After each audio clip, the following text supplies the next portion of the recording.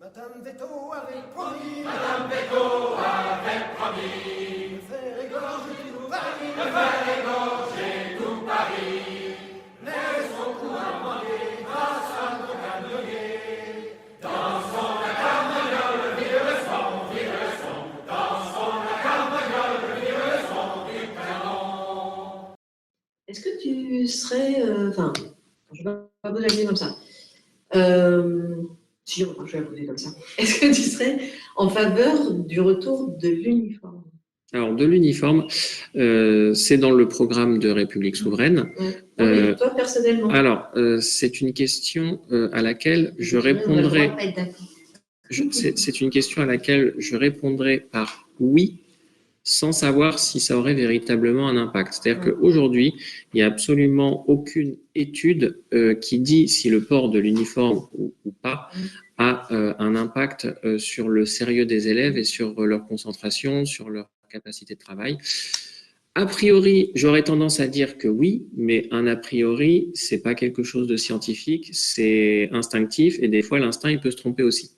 Donc moi, je suis favorable personnellement par rapport à ce sujet-là à mener une étude, à faire un test dans une école, mettre les élèves en uniforme, observer pendant, mettons, 3 ans ce qui se passe, comparer avec un groupe d'étudiants classiques et voir si effectivement il y a eu un effet négatif ou positif ou pas d'effet.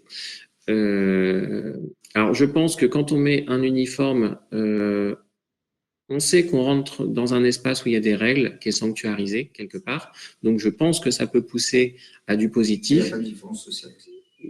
Aussi, malgré tout, les différences sociales, elles arrivent toujours elles ressortent toujours dans les discussions. Les enfants sont assez cruels entre eux pour qu'elles éclatent. Je posais la question par rapport aussi, en ce moment, il y a une recrudescence des provocations religieuses à l'école, avec beaucoup de jeunes filles qui arrivent intégralement, enfin, voilées des pieds à la tête, tu vois. Alors. Et je me disais, alors certes, l'uniforme a l'avantage de lisser, à défaut de supprimer les différences sociales, mais ça permettrait également, là pour le coup, je pense, de mettre un terme à toutes ces revendications religieuses. Alors, après, peut-être que je me trompe, mais c'est comme ça que je vois. Alors, à ma connaissance, dans tous les pays où il y a un uniforme qui est mis en place, il y a toujours une espèce de liberté malgré tout des élèves, où les élèves réussissent toujours à trouver une façon de personnaliser cet uniforme. Alors qu'ils le personnalisent, certes, mais pas de manière à ce que, justement, les convictions religieuses puissent percer. Ils sont en train d'arriver, et j'ai même vu un article où il y avait même maintenant des chrétiennes qui commencent à se voir. Oui, non, mais justement pour éviter ce genre de choses. D'accord. Pour éviter ce genre de choses. Elles disent oui, il faut se voiler. Regardez, Marie se voilait il y a 2000 ans. Marie, c'était il y a 2000 ans. Hein. On a 2 millénaires de différence. À un moment donné, on a évolué. Il n'y a rien de pire que la soumission volontaire. L'uniforme, ça pourrait répondre à cette question-là de la laïcité. Après, il y a quand même un code vestimentaire normalement dans chaque établissement. Donc, il appartient aussi au chef d'établissement de faire respecter ce code vestimentaire. Donc, sur le problème du voile, c'est aussi, par exemple, dans chaque lycée, au proviseur de faire en sorte qu'il n'y ait pas d'infraction au code vestimentaire.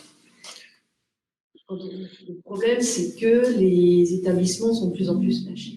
Il y a des parents d'élèves. Il y a beaucoup de pression. Après, c'est sans aide. Il faut dire qu'il y a les jeunes qui viennent des cités, des problèmes avec un professeur ou autre. Alors, après, il y a aussi le problème de la mixité sociale dans les lycées. Et il faut savoir que dans ce sens-là, ce sont les académies et non pas les chefs d'établissement qui ont la main sur cette mixité dans les lycées. C'est-à-dire que quand vous avez un lycée qui est plutôt populaire et sur lesquels éventuellement prenez un lycée, par exemple, au centre de Rouen, qui pourrait attirer des gens qui sont dans des quartiers défavorisés de Rouen et qui voudraient y aller. Pour qu'ils y aillent, il y a un problème mécanique qui est le nombre de places. Il faut qu'il y ait la place pour qu'ils y aillent. Et pour empêcher la mixité sociale, il va se passer que quand un établissement devient un peu trop populaire, l'académie va volontairement fermer des classes. C'est-à-dire qu'en retirant une classe, par exemple, eh ben, on va empêcher des gens qui viennent d'un lieu défavorisé d'accéder à cet établissement. Et ça, c'est malheureusement quelque chose qui se passe trop souvent. Donc, ce qu'il faudrait bien en amont, c'est déjà empêcher ce genre de pratique. Voilà. Fermeture de classe destinée justement à empêcher la mixité. Sachant que si on concentre forcément dans un seul endroit tous les gens d'une même classe sociale, d'une même communauté, effectivement, c'est pas possible d'intégrer qui que ce soit.